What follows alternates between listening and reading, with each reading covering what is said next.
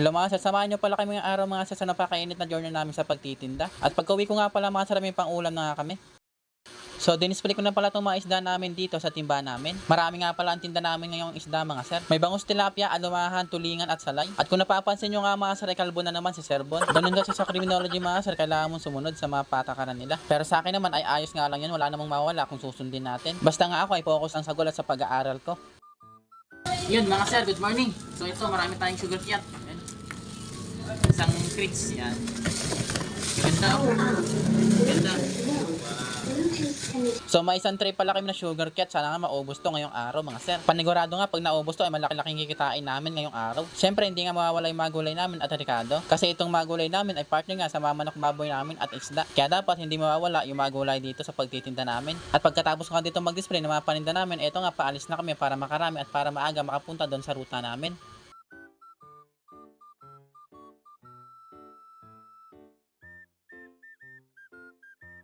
So ayun nga mga sir, nandito na pala kami sa ruta namin. At eto nga, unang benta namin at bumili sa amin si ate ng gulay baboy tapos gulay. Kinaptap ko nga lang pala yung baboy ni ate kasi pang sahog nga lang to ni ate sa gulay niya. Tapos yung bangus nga mga sir, ay gagawin ko nga pala itong daing. At doon ko nga lang pala hinati sa bandang batok para mahati ko talaga. Ang bentahan ko nga pala dito sa Dagupan na bangus mga sir ay 250 pesos per kilo.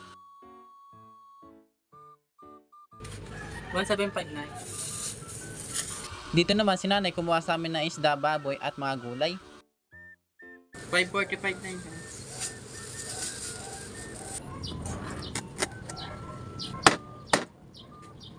Magkano ka? 550 na yun. Ay,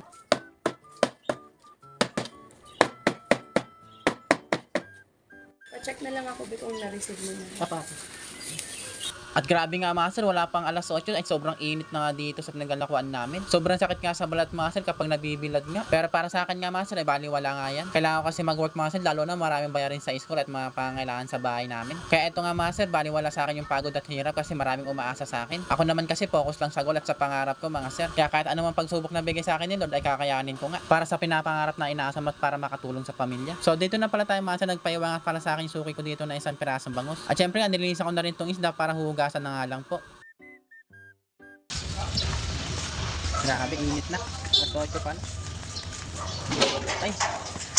Dito alas 8 pa nga lang na umaga mga sir, tirik na yung araw. Buti na nga lang mga sir, marami pa rin tayong masuki na bumibili sa amin. Hindi na kasi sila lumalabas ng bahay mga sir kasi inaantay na lang kami. Kasi ang dahilan nga nila mga sir ay sobrang init nga ngayon. Kaya ayun, inaantay na lang kami mga sir kapag magtitinda nga kami. Sa unang subdivision pa nga lang kami mga sir, pero nakarami na kami ng benta. Dito nga bumili sa amin suki namin na isang pirasong bangus tapos idadaing ko nga pala to. Tatanggalan ko nga lang pala to ng malalaking tinik mga sir. Ibaboneless ko nga sana to mga sir kaso nga lang wala akong gamit pang boneless. Kaya ang gagawin ko na lang, tatanggalin ko yung malaking tinik para hindi masyadong matinik. Kaya ayan nga mga sir, panoorin nyo kung paano ako magtanggal ng malalaking tinik. At ganito nga ang ginagawa ko para nga matanggal lahat yung mga tinik na malalaki.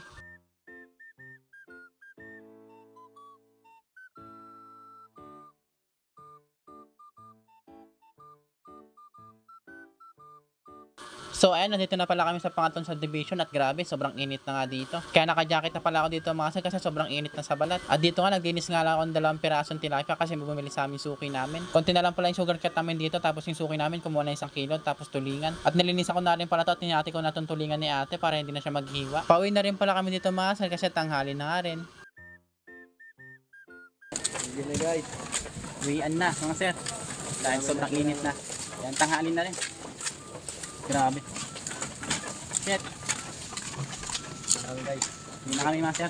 Yan, konti na lang yung panda namin. Yung mga gulay, marami pa. Yung isda, konti na lang. Tapos yung, ano ba yun? Orange, konti na lang. Master. 1 kilo na lang nagtira. Yung manok baboy namin ay naubos na rin. Yun lang. Yan mga sir, kakawin lang namin. Grabe. Sobrang init. Ayan, pawis na pawis. So yan pala yung matira namin. Ayan. So eto nga, may pang-ulam ulit kami ngayong tanghali. Biprito ko nga lang pala to mga sir. Ayun lang, hanggang sa muli. Paalam!